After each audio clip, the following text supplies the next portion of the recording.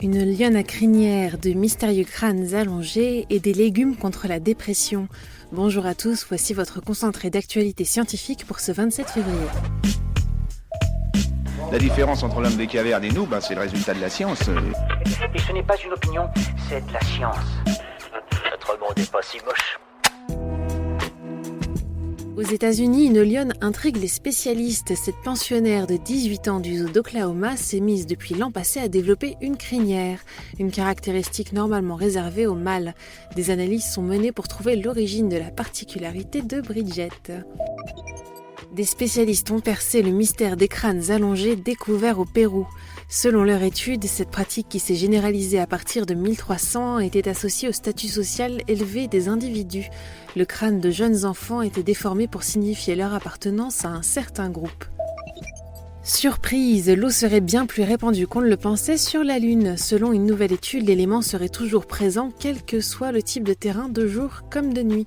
Une affirmation qui pourrait avoir des implications cruciales pour d'éventuelles futures missions lunaires. Le système immunitaire de la mère aurait un effet sur le cerveau de son enfant en développement. Des chercheurs ont constaté que des protéines libérées par le système immunitaire en fin de grossesse favoriseraient une meilleure connectivité dans le cerveau du bébé.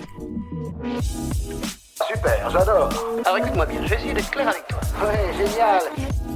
S'exiler vers le sud ou disparaître, voilà le dramatique avenir qui s'ouvre aujourd'hui devant les manchots royaux. D'après une nouvelle étude française, les oiseaux seraient très exposés au changement climatique et à la fragmentation de leur habitat. Des menaces qui pourraient pousser l'espèce vers l'extinction d'ici la fin du siècle. La sonde Mars Odyssey a réussi à photographier 2 lunes de Mars. L'animation dévoilée par la NASA montre côte à côte les lunes Phobos et Deimos sous leur meilleur jour.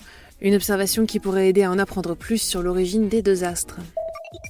Manger des légumes, des fruits ou des céréales aiderait à lutter contre la dépression. Une étude menée sur 1000 personnes a conclu que les individus qui privilégient ces aliments avaient 11% de risque en moins de développer de la dépression. Des scientifiques ont identifié une étonnante bactérie qui survit grâce à la radioactivité. Cet organisme réside dans un écosystème très néfaste, les eaux riches en uranium d'une mine d'or. Mais la bactérie a trouvé comment tirer parti de la présence de l'uranium. Une découverte qui pourrait ouvrir de nouvelles voies dans la recherche de vie extraterrestre. Et voilà, c'est tout pour aujourd'hui. Nous vous disons à demain pour un nouveau concentré d'actualité scientifique. Voilà. Il ne reste plus qu'à vous remercier de votre attention. C'est tout pour aujourd'hui. Au revoir.